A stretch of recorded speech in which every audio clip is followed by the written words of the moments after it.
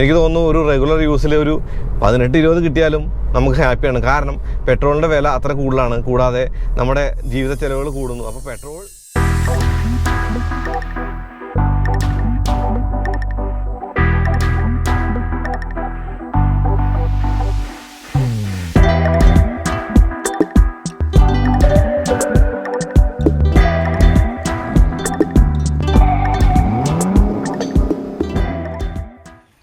മാരുതി തങ്ങളുടെ ജനകീയമായ മോഡലുകളായിട്ടുള്ള Swift, Alto, Wagon R എന്നീ വണ്ടികളൊക്കെ തകൃതിയായി വിറ്റുകൊണ്ടിരിക്കുക. അതിനിടയിലേക്കാണ് 2014 സെലേറിയോ വരുന്നത്.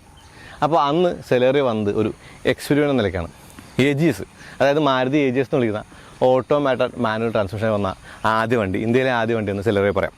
അവിടെ നിങ്ങോട്ട് AMT പോപ്പുലറായി. ഇപ്പോൾ എല്ലാ വണ്ടികൾക്കും തന്നെ AMT ഉണ്ട്. അല്ലെങ്കിൽ 10 ലക്ഷം താഴെ കിട്ടുന്ന ഓട്ടോമാറ്റിക്കുകളിൽ AMTകളാണ് കൂടുതൽ.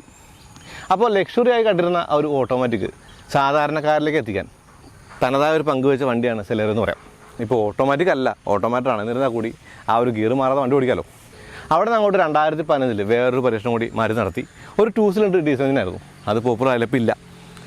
2017 ഒരു ചെറിയ മുഖമുനക്കലുണ്ടായി. അവിടെ നിന്ന് ഇങ്ങോട്ട് മുഴുവനായിട്ട് ഉടച്ചു വാർത്ത് 2021 സെലേറിയോ വന്നിട്ടാണ്. ഇത് 2ാം തലമുറ സെലേറിയോയാണ്.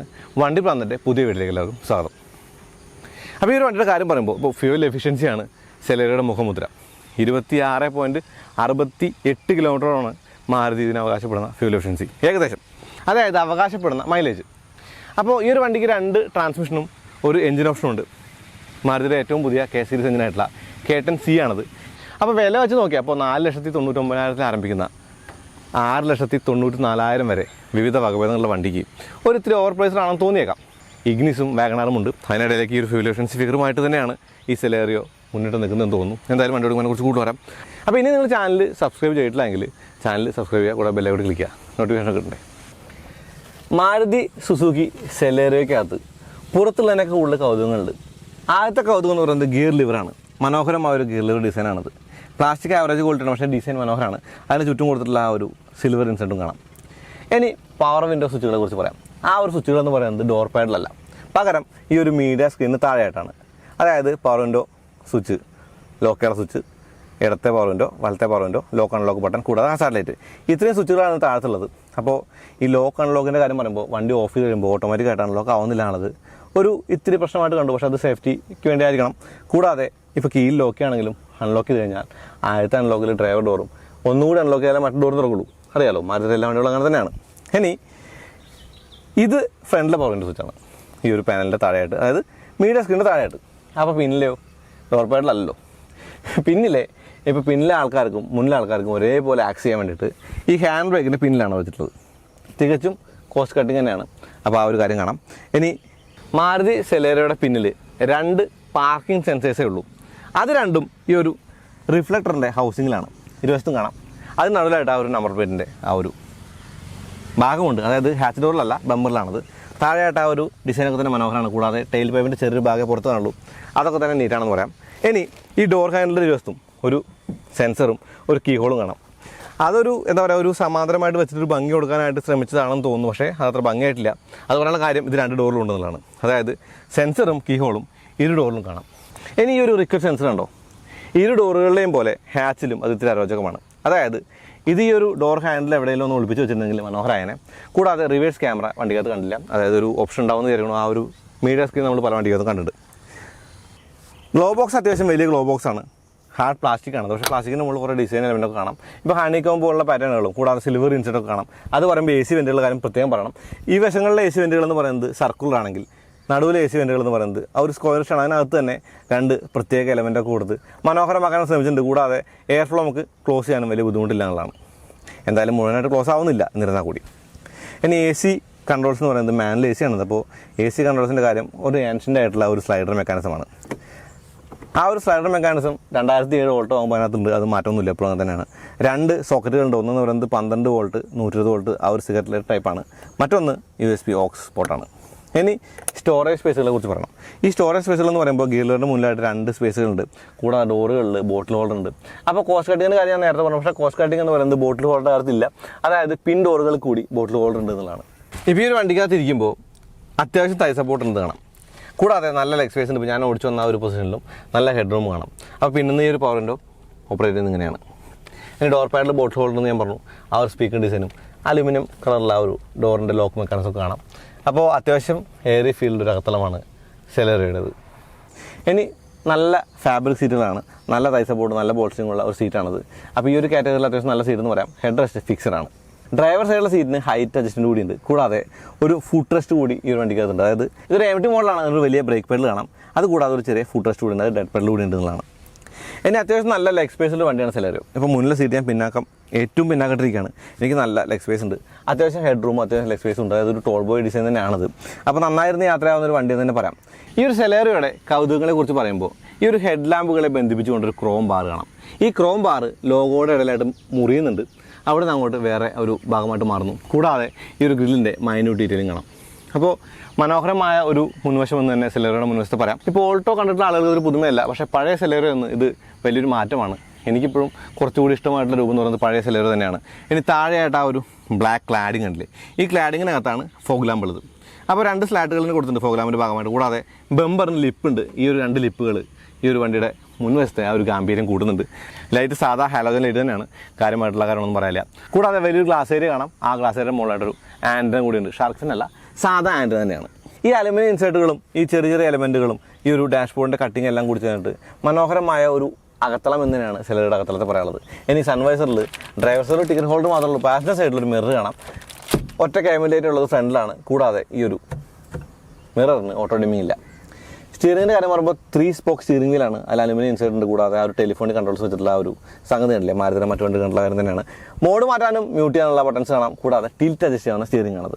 അപ്പോൾ ലെതർ റാപ്പഡല്ല, തമ്പ് കോട്ടറും കാര്യങ്ങളൊന്നും തന്നെ ഇല്ല, പക്ഷേ നൈസായിട്ട് ഹോൾഡ് ചെയ്യുന്ന ഒരു സ്റ്റിയറിംഗ് വീലാണത്. ഇപ്പോൾ സ്റ്റാക്കുകളൊക്കെ തന്നെ മാരുതിയുടെ മറ്റു വണ്ടി കണ്ട സ്റ്റാക്കാണ്, കാര്യമായിട്ടൊന്നും പറയില്ല, സെയിം സ്റ്റാക്കുകളൊക്കെ തന്നെയാണ്. ഇനി സെഗ്മെൻറ്റ് ഫസ്റ്റ് ആയിട്ടുള്ള ഹിൽ ഹോൾ അസിസ്റ്റൻ്റ് വണ്ടി, അപ്പോൾ MTക്ക് അത് തികച്ചും ആവശ്യമായൊരു കാര്യമാണ്. അതെന്തായാലും സെലേറിയോയിൽ കൊണ്ടുവന്നിട്ടുണ്ട്. കൂടാതെ ഓട്ടോ സ്റ്റാർട്ട് സ്റ്റോപ്പ് കൂടിയുണ്ട്. ഇപ്പോൾ മിറർ ഓട്ടോ ഫോൾഡിംഗ് ആണ്, അതുപോലെ ഇലക്ട്രിക്കൽ അഡ്ജസ്റ്റ് ചെയ്യാൻ പറ്റും. അപ്പോൾ അതിൻ്റെ കൺട്രോൾസ് എന്ന് പറയുന്നത് സ്റ്റിയറിംഗിൻ്റെ അപ്പുറത്താണ്. കൂടാതെ ഓട്ടോ സ്റ്റാർട്ട് സ്റ്റോപ്പിൻ്റെ കൂടി ബട്ടൺ അവിടെ കാണാം. അതിൻ്റെ അറ്റത്തായിട്ട് സ്റ്റാർട്ട് സ്റ്റോപ്പ് ബട്ടൺ കൂടി കാണാം. അപ്പോൾ ഓറഞ്ച് ലൈറ്റ് എന്ന് പറയുമ്പോൾ ഇതിനകത്ത് ലൈറ്റ് തീം എന്ന് പറഞ്ഞാൽ ഓറഞ്ചാണ്. ഇപ്പോൾ മീറ്റർ കൺസോളിനകത്ത് ഒരു ചെറിയ ടാക്കോമീറ്റർ ഉണ്ട്. കൂടാതെ വലിയൊരു സ്പീഡോമീറ്റർ കാണാം. അതിൻ്റെ ഒരു ഡിസൈൻ എലമെൻറ്റുകളൊക്കെ തന്നെ മനോഹരമാട്ടോ. അത് പറയുമ്പോൾ മീറ്റർ കൺസോളിനകത്തും ഈ ഒരു സ്പീക്കർ ഡിസൈനും ഒക്കെ തന്നെ, സ്പീക്കർ ഗ്രിൽ ഡിസൈനും ഒക്കെ തന്നെ തികച്ചും മനോഹരമാണ്. കൂടാതെ കാർബൺ ഫൈബറിന് സമാനമായിട്ടുള്ളൊരു ഫേക്ക് ആയിട്ടുള്ളൊരു ചെറിയ ഡിസൈൻ എലമെൻറ്റ് ആ ഒരു ഡോറിലുണ്ട്. മീറ്റർ കൺസോളിനകത്ത് കാര്യമായിട്ടുള്ള ഒരു ഇൻഫർമേഷൻ ഉണ്ടോ എന്ന് വെച്ച് കഴിഞ്ഞാൽ ഇപ്പോൾ trip A, trip B, average അങ്ങനെയുള്ള കാര്യങ്ങൾ തന്നെ ഉള്ളൂ. അപ്പോൾ ടെമ്പറേച്ചർ മീറ്റർ വേണ്ടിയത് ഞാൻ കണ്ടില്ല. കൂടാതെ ഫ്യൂൽ മീറ്റർ കൂടി ആ ഒരു ടാക്കോമീറ്ററിൻ്റെ സർക്കിളിനകത്താണ്. മീറ്റർ കൺസോളിലെ ആ ഒരു സംഗതികൾ മാറ്റുന്ന ആ ഒരു സ്റ്റാക്ക് ഇപ്പോഴും മീറ്റർ തന്നെയാണ്. അത് മാരുതിയുടെ ഒരു മാറ്റമില്ലാത്ത മാറ്റമായിട്ട് തുടരുകയാണ്, എപ്പോഴും അങ്ങനെ തന്നെയാണ്. ഇനി ഈ ഒരു വണ്ടിക്കകത്ത് കണ്ട ആ ഒരു മീറ്റർ കൺസോളിൻ്റെ മുകളിൽ കണ്ട ആ ഫിന്നുകൾ പോലുള്ള ഡിസൈൻ എന്ന് പറയുന്നത് ഞാൻ മുന്നേ കണ്ടിട്ടുള്ളത് എനിക്ക് തോന്നുന്നു ഇന്നോവയ്ക്കകത്താണ്. സെലേറിയോയുടെ വശങ്ങളിൽ 1-2 കൗതുകങ്ങളുണ്ട്. അതിലൊന്നെന്ന് പറയുന്നത് ഈ ഒരു വണ്ടിയുടെ ടയറാണ്. ഇത് യോക്കോഹോമയുടെ ടയറാണ്. അതായത് പ്രീമിയം കാറുകൾ കാണുന്ന പോലുള്ള ഒരു ടയർ സെലക്ഷനാണ് മാരുതി സെലേറിയോയ്ക്ക് വേണ്ടി നടത്തിയിട്ടുള്ളത്. അപ്പോൾ 175, 60, 615 ടയർ സൈസും മനോഹരമായ അലോയിലും ഈ വണ്ടിയുടെ ആ ഒരു വശങ്ങൾക്ക് ഒരു ഗാംഭീര്യം കൊടുക്കുന്നുണ്ട്. അതിൻ്റെ മുകളിലായിട്ട് ഈ ഒരു ബോഡിയുടെ ഒരു ലൈനും കൂടാതെ വശങ്ങളിലെ ഒരു ബൾജൊക്കെ തന്നെ വണ്ടിക്കൊരു ബൾക്കി ഫീൽ കൊടുക്കാനായിട്ട് പറ്റുന്നുണ്ട്. അതായത് ഇപ്പോൾ ഓൾട്ടോയിട്ട് കമ്പയർ ചെയ്യുമ്പോൾ കുറച്ചുകൂടി വലിപ്പം തോന്നിക്കുന്നുണ്ട് സെലേറിയോയ്ക്ക്. ഫ്ലാപ്പി ഡോർ ഹാൻഡിലാണ്. കൂടാതെ ബ്ലാക്ക് ആൻഡ് ബി പില്ലറുണ്ട്. റൂഫ് റിബീഡൊന്നുമില്ല, സാധാ ഒരു പ്ലെയിൻ റൂഫ് തന്നെയാണ്. അപ്പോൾ ഡോർ തുറന്നടയ്ക്കുമ്പോൾ ആ ഒരു സൗണ്ട് കൂടി കേൾപ്പിക്കാം. ഇനി ഈ ഒരു വണ്ടിക്ക് ഓട്ടോ ഫോൾഡ് ചെയ്യുന്ന മിറർ കൂടി ഉണ്ട്. ഓട്ടോ ഫോൾഡ് ചെയ്യുന്ന മിറർ എന്ന് പറയുമ്പോൾ ലോക്ക് ചെയ്യുമ്പോൾ ഓട്ടോമാറ്റിക്കായിട്ട് ഫോൾഡ് ചെയ്യുന്ന മിറർ കൂടി ഉണ്ട്. അതും ഒരു നല്ല ഫീച്ചറാണ്.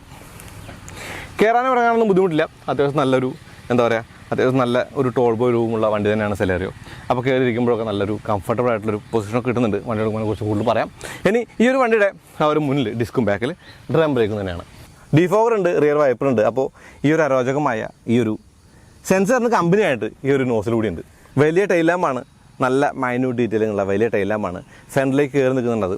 അപ്പോൾ ഈ ഒരു ഹാച്ച് ഡോർ തുറന്നു കഴിയുമ്പോൾ വലിയൊരു ഏരിയ ആണെന്ന് കാണാം. 313 ലിറ്ററാണ് സ്പേസ് എന്ന് പറയുന്നത്. പക്ഷേ ഇതിൻ്റെ ഒരു ലിപ്പ് എന്ന് പറയുന്നത് തികച്ചും ഉയരത്താണ്. അപ്പോൾ ലോഡിങ് കുറച്ച് ബുദ്ധിമുട്ടുണ്ടാകും. ഇനി സ്പെയർ വീൽ അലോയല്ല, സാധാ സ്റ്റീൽ വീൽ തന്നെയാണ്. 80 കിലോമീറ്റർ ഏരിയയുള്ള സ്റ്റീൽ വീലാണത്. അതിൻ്റെ സൈസ് എന്ന് പറയുന്നത് സാധാ ടയറുകൾക്ക് വിഭിന്നമായിട്ട് 14 ഇഞ്ചാണ്. 165/70 14 ഇഞ്ചാണത്.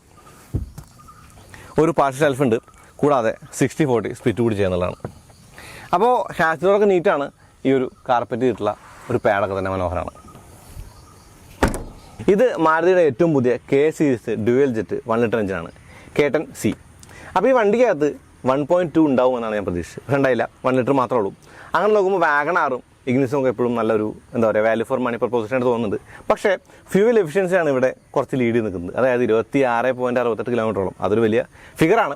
അപ്പോൾ അതെങ്ങനെയാണ് അതിൻ്റെ കാര്യങ്ങളൊക്കെ വണ്ടി എടുക്കുമ്പോൾ പറയുന്നത്. പവർ ടോർക്ക് എന്ന് പറയുന്നത് 67 bhp 89 Nm. അപ്പോൾ പഴയ സെലേറിയോട് കമ്പയർ ചെയ്യുമ്പോൾ ഏകദേശം ഒരു Nm കുറവുണ്ട്. അപ്പോൾ വലിയ എഞ്ചിൻ വേണം, ഞാൻ നേരത്തെ പറഞ്ഞു. ഇതിനകത്ത് ആ ഒരു 1.2 തികച്ചും കൊള്ളുമെന്നുള്ളതാണ്. അപ്പോൾ ബോണറ്റ് ഇൻസുലേഷൻ ഇല്ല, പക്ഷേ നല്ല റിഫൈൻഡ് ആയിട്ടുള്ള എഞ്ചിൻ ആയതുകൊണ്ട് തന്നെ അലോസരങ്ങളൊന്നും തന്നെ കാര്യമായിട്ട് അകത്തേക്ക് കേൾക്കുന്നില്ല. പിന്നെ ഈ കൗളിലാണ് ഈ ഗ്ലാസ് വാഷ് ചെയ്യുന്ന നോസിലുള്ളത്. അത് ബോണറ്റിൻ്റെ മുകളിൽ വെച്ച് അരോചകമായിട്ടൊന്നുമില്ല. അപ്പോൾ അത്യാവശ്യം നീറ്റാണ് കാര്യങ്ങളൊക്കെ. ഈ ഒരു ഹെഡ് ലാമ്പിൻ്റെ ലെവലർ എന്ന് പറയുന്നത് ആ ഒരു തിരിക്കുന്ന റോട്ടറി നോബാണെന്നുള്ളൊരു പുതുമയായിട്ട് കണ്ടു. അത് പുതുമയല്ല, പഴമയാണ്, പക്ഷേ സെലേറിയോയിലൊരു പുതുമയായിട്ട് കണ്ടു. സുസുക്കിയുടെ ലോഗോയുമായി ബൂട്ടപ്പ് ചെയ്ത് വരുന്ന ഈ സ്ക്രീൻ എന്ന് പറയുന്നത് നമ്മൾ മറ്റു വണ്ടികൾ കണ്ടത് ഇഗ്നിസിൽ വാഗണറിലൊക്കെ കണ്ടിട്ടുണ്ട്.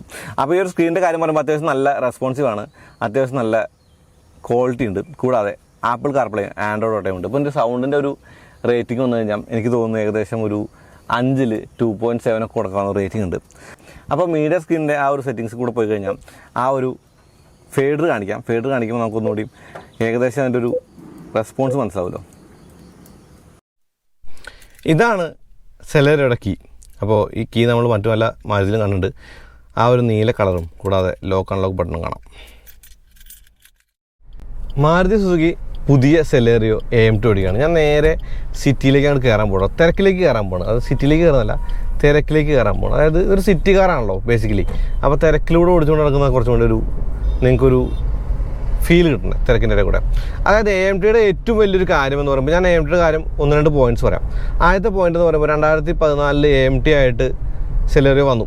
അപ്പോൾ സെലേറിയോ വന്ന് അതൊരു ജനകീയമായൊരു സംഗതിയാക്കി മാറ്റി. ഇപ്പോൾ ഞാൻ പറയാം, അതൊരു ആൻഷ്യൻ്റ് ആയിട്ടൊരു കാര്യമാണ്. ഇപ്പോൾ പുറത്തൊക്കെ നോക്കി കഴിഞ്ഞാൽ കുറേ മുമ്പ് തന്നെ അമേരിക്കയൊക്കെ AMT എടുത്ത് കളഞ്ഞു പോയി ഞാൻ വായിച്ചിട്ടുണ്ട്. എവിടേക്കും എത്രത്തോളം ശരിയാണെന്ന് അറിയില്ല.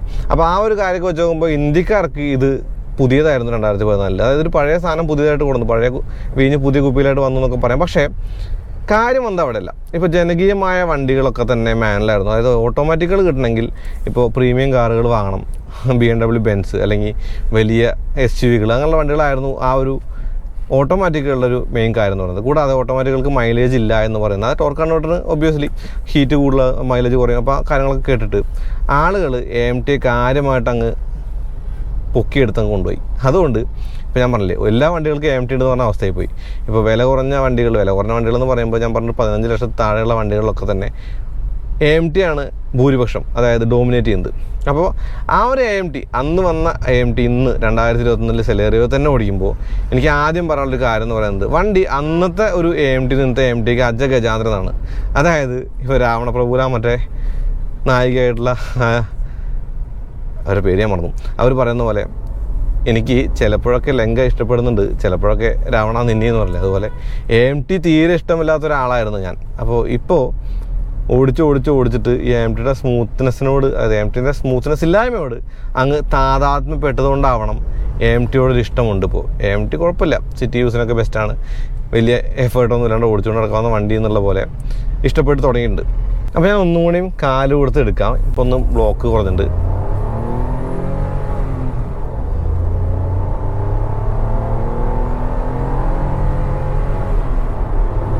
അപ്പോൾ ഓരോ ഗിയറിലും റെഡ് ലൈൻ ചെയ്തിട്ടാണ് ഗിയർ മാറുന്നത്.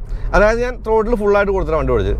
അപ്പോൾ ആ ഒരു ഹെഡിനോട് ശരിക്കും നമുക്ക് ഫീൽ ചെയ്യും അത് AMTക്കകത്തുള്ള ഒരു സംഗതി തന്നെയാണ്. പക്ഷേ ഈ ഒരു സെലേറിയോ പഴയ സെലേറിയോട്ട് കമ്പയർ ചെയ്യുമ്പോൾ ഞാൻ നേരത്തെ പറഞ്ഞ അജഗജാന്തരം എന്ന് പറയുന്നത് ഡിസൈനിൽ മാത്രമല്ല ഓടിക്കുമ്പോഴുണ്ട്. നല്ല റിഫൈൻഡ് ആയിട്ടുള്ള എഞ്ചിനും നല്ല സ്മൂത്തായിട്ടുള്ള ഒരു ഡ്രൈവിങ് ഫീലുമാണ്. ഇപ്പോൾ AMTയുടെ ആ ഒരു കാര്യങ്ങളൊക്കെ മാറ്റിയെടുത്ത് കഴിഞ്ഞാൽ, ആ ഒരു ജെർക്കിനെസ്സും കാര്യങ്ങളും മാറ്റിയെടുത്ത് കഴിഞ്ഞാൽ അത് AMTയുടെ സ്വഭാവമാണല്ലോ, അതിപ്പോൾ സെലേറിയോയുടെ കാര്യമില്ല. അപ്പോൾ ഈ ഒരു കേട്ടൻ സി എന്ന് പറയുന്ന 1 ലിറ്റർ എഞ്ചിൻ അത്യാവശ്യം റിഫൈൻഡാണ്, അത്യാവശ്യം ഫ്രണ്ട്ലി ആണെന്ന് കാണാം. ഡ്യുവൽ ജെറ്റ് കൂടി ആയപ്പോൾ നല്ല ഫ്യൂവൽ എഫിഷ്യൻറ്റുമായി എന്നുള്ളതാണ്. നല്ല ഫ്യൂവൽ എഫിഷ്യൻറ്റ് എന്നുള്ളത് പറയേണ്ട കാര്യമില്ല. കാരണം മാരുതി ഏറ്റവും കൂടുതൽ ഫോക്കസ് ചെയ്യുന്നത് ഫ്യൂവൽ എഫിഷ്യൻസിക്കാണ്. ഇപ്പോൾ നമ്മുടെ ജനങ്ങൾ സാധാരണക്കാർ വണ്ടി വാങ്ങുന്നത് മൈലേജിന് വേണ്ടിയാണല്ലോ. അതായത് കാര്യങ്ങൾ നടക്കാൻ പറ്റിയൊരു കാറ്, കുറഞ്ഞ ചിലവിൽ കൂടുതൽ ദൂരം താണ്ടാൻ പറ്റിയ, അതായത് സിറ്റി യൂസ്, അങ്ങനെയുള്ള കുറേ കാര്യങ്ങൾക്ക് ഫ്യൂവൽ എഫിഷ്യൻസി ഒരു വലിയ ഫാക്ടറാണ്. ആ ഒരു ഫാക്ടറിൽ മാരുതി നെയിൽഡ് ഇറ്റ് എന്ന് പറയാം ഈ ഒരു വണ്ടിക്കകത്ത്. അതായത് 26.68 കിലോമീറ്ററോളം ഫ്യൂവൽ എഫിഷ്യൻസിയാണ് കമ്പനി പറയുന്നത്, അതായത് അവകാശപ്പെടുന്നത്. ഇപ്പോൾ ഞാൻ പറയട്ടെ 26 പോയിൻറ്റ് സംതിങ് ഒക്കെ പറയുമ്പോൾ എനിക്ക് തോന്നുന്നു ഒരു റെഗുലർ യൂസിൽ ഒരു 18-20 കിട്ടിയാലും നമുക്ക് ഹാപ്പിയാണ്. കാരണം പെട്രോളിൻ്റെ വില അത്ര കൂടുതലാണ്. കൂടാതെ നമ്മുടെ ജീവിത ചെലവുകൾ കൂടുന്നു. അപ്പോൾ പെട്രോൾ അടിക്കുന്നതിലൊരു ഇത്തിരി കുറവ് വന്നാൽ പോലും ഗുണമാണ്. പക്ഷേ പ്രൈസ് ഒരു വലിയ പ്രശ്നമാണ്. പ്രൈസിൻ്റെ കാര്യം പറയുമ്പോൾ ഇപ്പോൾ 4,99,000 രൂപ, അതായത് 5 ലക്ഷം രൂപ എന്ന് പറയുക ഷോറൂം. ഇപ്പോൾ ബാറ്ററിയുടെ ആ ഒരു വില പറയുമ്പോൾ പറയുന്നില്ല, 5 ലക്ഷം രൂപ തുടങ്ങിയിട്ട്. അപ്പോൾ ആ ഒരു പ്രൈസ് റേഞ്ചിലുള്ള വണ്ടികളാണ്, അല്ലെങ്കിൽ വേരിയൻസ് ആണ് സെലേറിയോയ്ക്കുള്ളത്. അപ്പോൾ അത് നോക്കുമ്പോൾ ഇപ്പോൾ 1.2 ലിറ്റർ എഞ്ചിനുള്ള വാഗണാർ അധികം ദൂരമല്ല, അതായത് കുറച്ച് വിലക്കുറവിൽ കിട്ടും. അത് മാത്രമല്ല ഇഗ്നിസ് കുറച്ച് അടുത്തുമാണ്, അതായത് കുറച്ചുകൂടി കാശ് കൊടുത്താൽ കുറച്ചുകൂടി സുപ്പീരിയർ ആയിട്ട് ഇഗ്നിസ് കിട്ടുന്നതാണ്. അപ്പോൾ ആ ഒരു കാര്യത്തിൽ ഈ ഒരു ഫ്യൂവൽ എഫിഷ്യൻസി തന്നെയാണ് ഫോക്കസ് ചെയ്യാൻ പറ്റുള്ളൂ സെലേറിയോയ്ക്കുള്ളതാണ്. അപ്പോൾ ആ ഒരു ഫ്യൂവൽ എഫിഷ്യൻസി മാത്രം നോക്കിയിട്ട് എടുക്കാവുന്ന ഒരു വണ്ടി എന്നല്ല പറയാനുള്ളത്. കൂടാതെ ഓടിക്കാനകത്ത് സ്മൂത്ത് ആയിട്ടുള്ള ഒരു AMT കൂടിയാണ് സെലേറിയോ എന്ന് പറയുന്നത്. ഈ രണ്ട് കാര്യങ്ങളെ കൊണ്ടും എനിക്ക് തോന്നുന്നു സെലേറിയോ ഒരു നല്ല പ്രപ്പോസിഷനാണ്.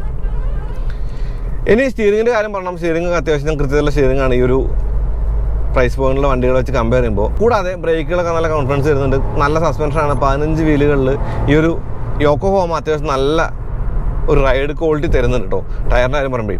അപ്പോൾ 15 വീലുകളും മക്ഫേഴ്സൺ റെഡ് തന്നെയാണ് ഫ്രണ്ടിൽ, തനതായ സസ്പെൻഷനാണ്. എന്നാലും നല്ല സസ്പെൻഷനാണ് ഈ ഒരു കാറ്റഗറിയിൽ എന്ന് പറയാം. അപ്പോൾ എനിക്ക് ഒന്നും കൂടി കാല് കൊടുത്താൽ കൊള്ളാമെന്നുണ്ട്. എന്ന് കാല് കൊടുക്കാം. ഇപ്പോൾ ഞാൻ AMTയുടെ ഹെഡ് നോട്ടിൻ്റെ കാര്യം പറഞ്ഞു, AMTയുടെ ആ ഒരു അലോസരങ്ങളുടെ കാര്യമൊക്കെ ഞാൻ പറഞ്ഞു. പക്ഷേ ആ ഒരു കാര്യങ്ങളൊക്കെ ഒരുവിധം ഒരു പരിധി വരെ നമുക്ക് മാനുവൽ മോഡിൽ ഇട്ടിട്ട് അല്ലെങ്കിൽ മാനുവൽ മോഡ് ഓടിച്ചിട്ട് നമുക്ക് ഓവർകം ചെയ്യാമെന്നുള്ളത് അതൊന്നും വലിയ വിഷയമായിട്ട് കാണണ്ട. അതായത് ഒരു ഡെയിലി യൂസിന് പറ്റിയ വണ്ടി എന്ന നിലയ്ക്ക് അത്യാവശ്യം ഫ്യൂൽ എഫിഷ്യൻ്റായിട്ട് പെട്രോൾ കാർ എന്ന നിലയ്ക്ക് എനിക്ക് സെലേറിയോ ഒരു നല്ല ഒരു കാര്യമായിട്ട് തോന്നി. ഇപ്പോൾ വാല്യൂ ഫോർ മണി അല്ല എന്നുള്ളത്, കുറച്ചുകൂടി കാശ് കൊടുത്ത് ഇഗ്നിസ് മേടിക്കുന്നതായിരിക്കും കുറച്ചുകൂടി നല്ലത്. പക്ഷേ ഫ്യൂവൽ എഫിഷ്യൻസി ആണ് മെയിൻ ഫാക്ടർ. 1.2 ഒന്നും വേണ്ട, 1 ലിറ്ററിനല്ലേ നല്ലത്.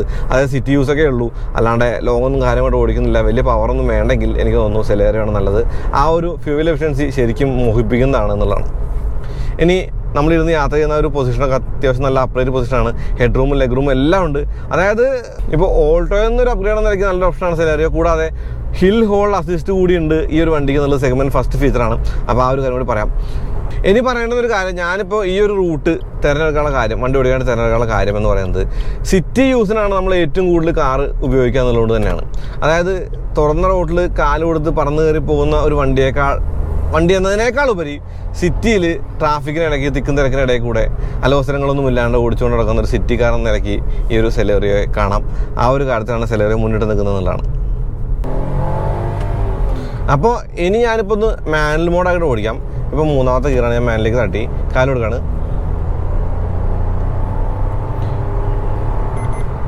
അപ്പോൾ ഈ ഒരു സെലേറിയോയുടെ ഒരു കാര്യം പറയുമ്പോൾ ഫണ്ണല്ല അതിൻ്റെ ഒരു കാര്യം ഞാൻ പറഞ്ഞു. ഫ്യൂൽ എഫിഷ്യൻസിയാണ്, യൂസബിലിറ്റിയാണ്, കൂടാതെ നമ്മുടെ ഒരു കാര്യങ്ങൾ നടക്കുക എന്നുള്ളൊരു കാര്യമൊക്കെയാണ് പറഞ്ഞത്. ആ ഒരു കാര്യത്തിലൊക്കെ തന്നെ അത്യാവശ്യം മികളുടെ വണ്ടിയായിട്ട് സെലേറിയോ കാണാം കേട്ടോ. അപ്പോൾ സിറ്റി യൂസിൻ്റെ ഒരു കാര്യം ഞാൻ പറഞ്ഞു. ഇനി ഹൈവേയിലേക്ക് കയറിയാലും കാല് കൊടുത്ത് പൊളിച്ചടക്കി ഓടിച്ചാലും വലിയ പ്രശ്നങ്ങളൊന്നും ഇല്ലാണ്ട് നമുക്ക് ലീഗൽ സ്പീഡിലേക്ക് എത്താമെന്നുള്ളതും, അത്യാവശ്യം ആ ഒരു സ്പീഡ് കീപ്പ് ചെയ്ത് ഫുള്ളായിട്ട് ഓടിച്ചുകൊണ്ട് നടക്കാം. അതായത് ഓൾ ഡേ നമുക്ക് ആ ഒരു ഫീൽഡിൽ ഓടിച്ചുകൊണ്ട് നടക്കാന്നുള്ളൊരു ഗുണമായിട്ട് പറയാം. അപ്പോൾ ഒരുപാട് കാര്യമൊന്നും പറയാനില്ല, അത്യാവശ്യം ഫ്യൂൽ എഫിഷ്യൻ്റ് ആയിട്ടുള്ള കുഞ്ഞു കാറാണ് സെലേറിയോ. അപ്പോൾ സെലേറിയോയുടെ കാര്യം പറയുമ്പോൾ ഇപ്പോൾ നിങ്ങൾ മിക്കവാറും ചോദിക്കാനുള്ള കാര്യം സേഫ്റ്റി ഉണ്ടോ എന്നുള്ളതാണ്. ഒബ്വിയസ്ലി NCAPയുടെ ആ ഒരു ക്രാഷ് ടെസ്റ്റ് നടന്നിട്ടില്ല. പക്ഷേ എയർ ബാഗും ABSും അല്ലെങ്കിൽ എന്താ പറയുക ആ ഒരു പാർക്കിംഗ് സെൻസർ പോലുള്ള കാര്യങ്ങളൊക്കെ തന്നെ സെലേറിയോയുടെയും ഭാഗമാണ്. അപ്പോൾ റിഫൈൻഡ് ആയിട്ടുള്ളൊരു 1 ലിറ്റർ എഞ്ചിനാണ് മാറുന്നത്. എഞ്ചിൻ ഇപ്പോൾ K സീരീസ് എഞ്ചിൻ, അതായത് ഡ്യുവൽ ജെറ്റ് K10C ആയപ്പോഴും ഈ ഒരു റിഫൈൻമെൻറ്റ് കുറച്ച് കൂടിയെന്നുള്ളത് ഒരു കാര്യമായിട്ട് തന്നെ പറയണം. അപ്പോൾ അത്ര പറഞ്ഞു. അപ്പോൾ അതുപോലെ ഈ ഒരു വീഡിയോ ഉപയോഗപ്പെടുന്നതിന് കരുതണം. അങ്ങനെ ചാനൽ സബ്സ്ക്രൈബ് മറക്കരുത്. പിന്നെ ബെല്ലൈക്കൺ ക്ലിക്ക് ചെയ്യാൻ notification Instagram page Facebook like ചെയ്യുമ്പോൾ ലൈക്കുക. നിങ്ങളുടെ ലൈക്ക് ഷെയർ നമ്മൾ എന്തിനാ പറയാലോ. അപ്പോൾ അടുത്ത വീഡിയോ വീണ്ടും വരാം. അതിലേക്ക് നന്ദി. ഒന്ന് കാലോട് നമസ്കാരം പറയുന്നുണ്ട്. സിറ്റിയിലാണ്, അത്യാവശ്യം നല്ല തിരക്കുണ്ട്. അപ്പോൾ നമസ്കാരം.